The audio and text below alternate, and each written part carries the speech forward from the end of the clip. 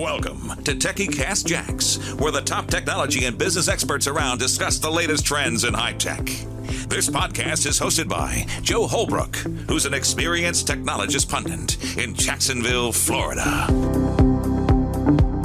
Welcome aboard, everyone, to the podcast. Today, I'll be talking about creating side hustles or creating cash flow opportunities for technical workers.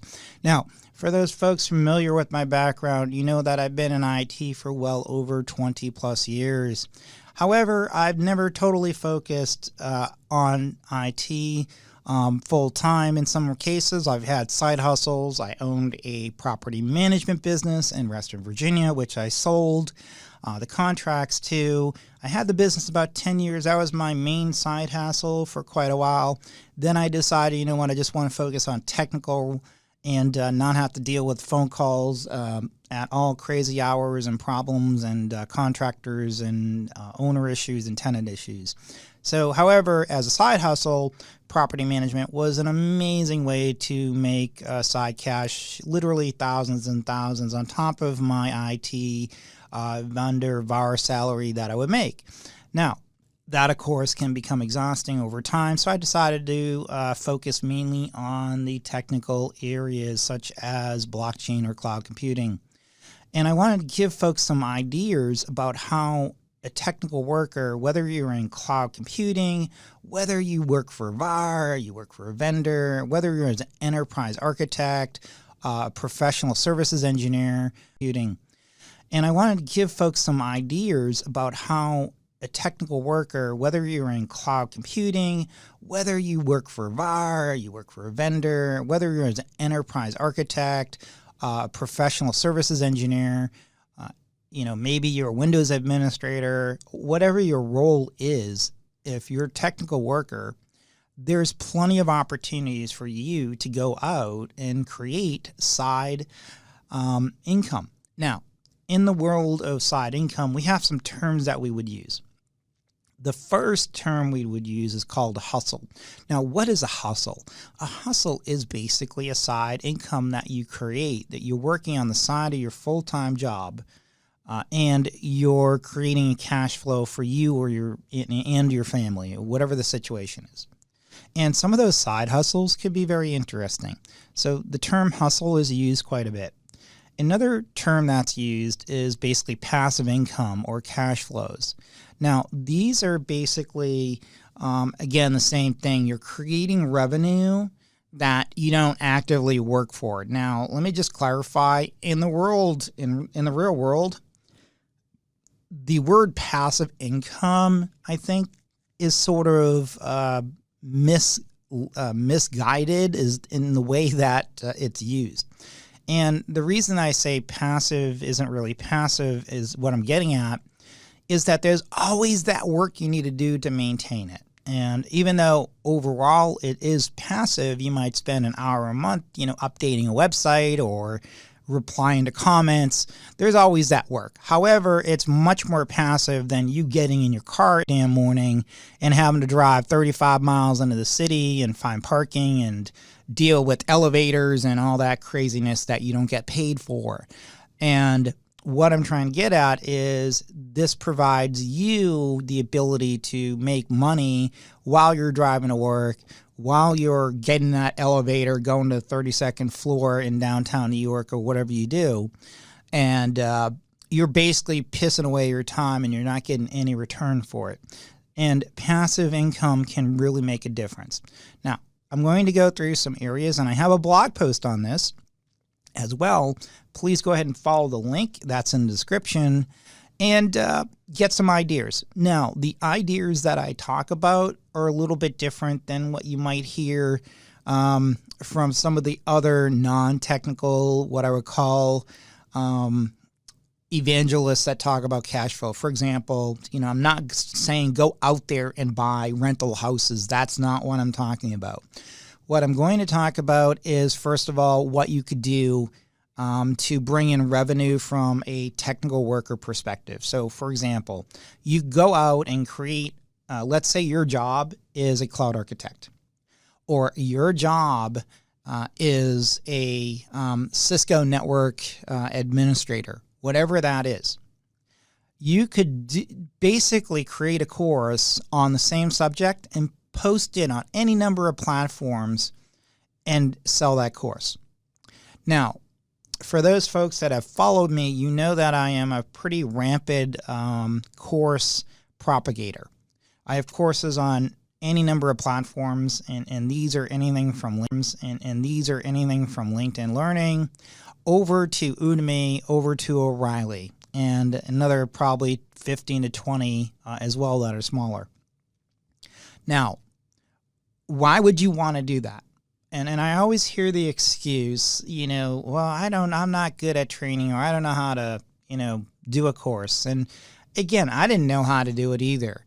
However, when you start seeing that income come in, and you don't need to take this stupid job because of that, and that when I say stupid job, we know that in the IT industry, if you've been in it in a while, that the roles don't pay any more than they've paid for the last 20 darn years. And a lot of that is, of course, around globalization and what I would call fake demand. Now, fake demand, of course, is what? This is where companies, push out multiple copies of the same role, or they have 100 recruiting firms add to the LinkedIn basically job board or Dice or Monster or whatever folks use. And it looks like, there's 30,000 jobs open. But in reality, I would, the last time I looked, I counted at least 22 to 23% of the roles were at least replicated roles from different, what I would call recruiting firms. And again, that's just a rough estimate. I've seen it higher than that, and I wouldn't be surprised if it's 50 to 60%, to be very honest. But what I'm trying to get at is once you start creating these cash flows and you start seeing deposits of 300, 200, 1,200, even 2.5, 4, 5,000 a month, and I have over 38 or 37, I forgot the exact number on top of my head, different cash flows, and that can add up really, really quickly.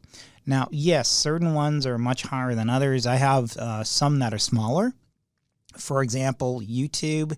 I don't do a lot on YouTube. That might make me $50 to $80, $100 a month. It just depends.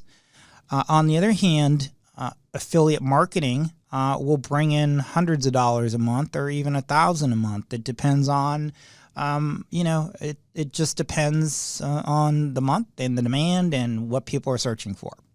Now, when it comes to courses, this is an area that is really, really profitable and can be much more profitable, especially if you have your own platform. Now, I would recommend for those folks that are serious and would like to have deep income into this area to get your own platform. Kajabi is the one I like the most. Now, there's Thinkific, there's Teachable. I like Kajabi because it's fully integrated. You have ClickFunnels pretty much part of it. You have all the marketing capability. And what's nice is as compared to other platforms, there's no integration. You're up and running in like hours, literally. But let's talk about, let me just give an example here. Sometimes as an instructor, I like to give examples. And I want to, again, provide some insight to folks that are actually thinking about this and actually, say, you know what, I can do this. Because I want everybody to be successful. And with the economy as shaky as it is, you would be very wise to at least start thinking about what can I do to bring in side income. Again, that full-time job is not a guarantee. Unless if you're in the government sector, it's probably never going to be a guarantee. So what do we do here? The first thing is you really should assess your skills. For example, if you're a Cisco guru, if you're a cloud guru, look at the market, look at the new areas that are sort of coming out in that certain sector that you specialize in. For example, Cisco just came out with brand new certifications. They revamped their certification program. A lot of demand. I know people say, well, Cisco's a dying company. And I think, sure, they're not as in demand as they used to be because, again, a lot of companies are going to the cloud, but they're still in demand. And it's still a niche area. It's a very complex subject. So I think, if you know that area and you could talk about CCIE or CCNA, you're going to do well. And those courses on Udemy, for example, if you just want to start out, I always recommend Udemy because it's the most direct way to get in front of masses of potential students. Now, why is this important? Again, try to find something around your specialization that is going to be fairly new to the market. And what I mean is when you develop a course, you want to get the most searching results as you can from a customer perspective. In other words, SEO is important. If you teach, for example, about CompTIA, so many courses on CompTIA. And one of the things I do is I never put out courses on CompTIA, for example, because, and when I say CompTIA, it's just the certifications that have been out there a while because there's just so much content out there. And it's not that my courses wouldn't be any good or I wouldn't get any demand. It's just that you're competing against hundreds of other people. And if you look at the results and you look at the, like on Udemy, you could see that, yeah, maybe the top person on CompTIA will make $3,000 a month. But then everyone else under that, you look at the number of reviews and students in the course, it might be 100, 200, maybe 1,000. And 1,000 students on Udemy is not a lot because of the fact, if you're familiar with Udemy structure, it's pretty what I would call challenging to understand at first. But if you bring the students to Udemy, you're going to make basically the most money. If you don't bring the students to Udemy and they bring them to you, then they get 50% of the cut. And $10 or $20, 50% of that doesn't really add up real quickly. And then if it's an affiliate that brings it to you via Udemy affiliate network, that's basically 25% that you get. So that doesn't add up real quick. So that's why I go on other platforms such as O'Reilly where I make the most money and I don't have a lot of the overhead as well that I would have on Udemy as well. So for example, with Udemy, you have a lot of students, and as part of that, the expectation that Udemy sets is that you're going to reply to comments, you're going to help students out. And, the reality is, at my level, it's pretty hard to directly interface with every student. You just can't do it. I have I think it's over 40,000 students now. And that's not a lot from Udemy standards. And I've been on the platform for about 2 years. A lot of other instructors have hundreds of thousands, but that's their choice to, open up hundreds of, free courses or, pump out courses and just see how they work. That's just their strategy. My strategy is a little different. I like to use aggregators that place my courses on other platforms that actually pay a lot more. And the reality is when you have a platform where the users have a membership, that is much more profitable than using Udemy. But I think Udemy is where a lot of folks should start. They should be able to get the feel of how to develop a course, should be able to place it out there and start making money immediately. That's the first thing I would recommend. Now, let's talk about, for example, when you develop a course, how do you do it? That, again, is really another subject in itself. But go out there, get Camtasia or some other similar product to be able to make your courses. You have to be able to generate videos. Now, let's talk about another method to bring in cash flow, another side hustle, affiliate marketing. Now, if you notice on my YouTube channel or even tons of other video creators, there's affiliate links. If you notice my blog posts, I always have affiliate links in there. Now, people click on those links. They really do. And you could track those via the affiliate marketing. You could track that via your WordPress site, whatever. And people click on them. and you make money from that. And this is another area that a lot of technical folks don't know. They write all these blog posts, and that's great that they want to help the community. But on the other hand, they have an opportunity where, some of their audience would be thrilled to help them. And, most folks are pretty good. If they see, you have an affiliate link and it's something that makes sense to them, they're going to click that link, and, help you out. That really is what I see, especially in the technical area of YouTube or blogging. People, if they can help you out, they will, because you're helping them out. So always believe in the goodness of people. There's still plenty of them out there. Now, what about, for example, when it comes to other side hustles? So you could use an aggregator. Now, some of the aggregators out there, for example, such as Stone River, will take your course and sell that course to third parties.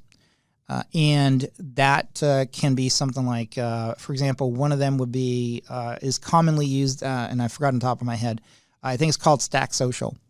And they'll handle that for you, so you don't have to deal with that craziness. But again, there's a lot of volume there. And there's no call, having to deal with comments. There's no, for example, questions or anything. It's all the courses out there. It's sold to typically sometimes a corporate audience as well, which is nice. Okay, so blogging. Blogging is another thing you could do. One of the things that I was doing as well is I would write blog posts, and I would make a quick $100, a quick $200, depending on the article. That's another thing you could do. You could become a ghostwriter or write a white paper. A good white paper you should be able to get $1,500, $2,000 for. Now, when it comes to affiliate marketing, I meant to go back. There's plenty of sites that you could sign up on. I'll make a separate podcast on that because that's a wide area, and I'm not going to try to do what a lot of other affiliate marketers do and try to, have you click their links or anything. That's not my goal. I just want to provide you deeper insight into what I use and how I use it, and give you an idea of what I get paid. Writing books. Okay, now writing books, to be fair and honest, for me has been pretty unprofitable, at least from the revenue perspective. My first book was through Wiley Publishing. Again, my experience was not great. They were well behind schedule, no project management, no nothing. I didn't find Wiley to be anything I'd want to deal with. Matter of fact, the experience was so bad, I vowed to never use a publisher again. So now what I do is I publish my books through basically self-publishing outlets. So you could use, there's e-publishing outlets like I think it's called Ingram is one that is out there as well, I've used. And then you could always go through the Amazon Kindle approach publishing. There's pros and cons, though, to using Amazon versus a self-publisher, such as rights and ISBN requirements and stuff, but that's another subject for another day. But what the book does do is it does provide you additional opportunities. So, for example, it could be the noticed from like an IT manager calls you up, maybe wants to, set up a consulting gig, or you'll get a speaking engagement, for example. And that's where the book comes in. That's the main reason you want to publish a book. Books in the technical world don't generate a lot of income. I know, for example, the two publishers I work with was Wiley and Pearson. Both of them pretty much tell me the same thing. But for me, I don't want to use another publisher again. I found it to be ridiculously unprofitable. Also, too, if you haven't published a book, they typically want you to take 15% of the cut or under 20%, which is ridiculous. So you do 100% of the work pretty much. They farm out basically to India. Basically, your reviewers, your content editors are overseas. You go to Fiverr and do the same thing for $200. So and they probably do a better job, to be honest. Okay, so as you could tell, my take on publishing books is only for. My take on publishing books is only for the exposure. Don't expect to get any kind of significant revenue, at least from the book. Okay. Now, what about other ways to make money? There's a few other things you could do. One of the things I did for a while is in the real estate referral business and the property management business. I had over 10 years of experience in the business as a side hustle. I would sell houses. I would have a property management business that would bring in monthly revenue. That was a nice cash flow. I had over 50 properties, somewhere around there at one time. If you're getting, anywhere from, your rent roll was averaging $220 per property, you could do the math and figure out that that's a nice side hustle. However, there was a lot of work to it. It was absolutely not passive at all. Some other passive ideas, of course, would be YouTube, social media, could bring in additional revenue. Now, one of the things that you could do as well, being that I was into blockchain for a while, was crypto mining. Now, there's basically Genesis mining. That was a mining as a service, basically. That actually was pretty profitable a couple years ago, but that pretty much has stopped. It just isn't as profitable now, and that's just the reality of it. Another thing that I recommend is go to a peer-to-peer lending platform. One of the things you could do is get on, for example, to Lending Club and, put up $5,000, $10,000, whatever you have, and put in a pool to, $10,000, take 6 or 8%. And a lot of the return would, of course, depend on how risky of a loan pool that you'd want to loan to. Of course, the higher the risk, the higher the return. Now, as far as other ways to make money, one of the things I would do is do what I would call buy the drink roles. Now, in the world of professional services, it was called buy the drink, and that's what I call it, where someone will call you up, I need you to teach a class, or I need you to go and set up an EMC array. Well, again, if you have that experience, you could always take a day off from work to do it. If it's like a one-day gig, you'd bring in $2,000. Again, I didn't do a lot of that lately, only because the reality is again, it just isn't as profitable or worth the nuisance. And again, it's all about understanding what is worth your time and what isn't. So those are the main ways that I generate side hustle money. I create cash flows. I would absolutely recommend to anyone in the technical business. And again, as I said, don't expect your job to be around forever. Don't expect the job market to be as good as it is. In some sectors, it's really good. In some sectors, it's not really that good. And I know I've talked to a few people that are saying things are getting tighter and tighter. And that is the truth. Globalization has killed the IT salary. There's no question about it. Now, if you're new to IT, I did want to just point out a few things. You have a great opportunity here to get ahead of everyone else.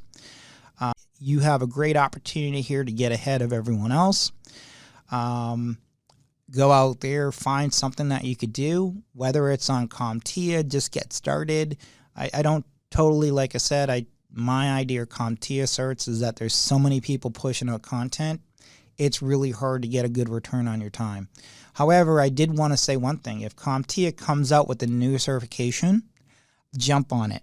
And that was the one way I would make money on CompTIA certs, like with the Cybersecurity Analyst course or the Cloud Plus. That could be a good way to go.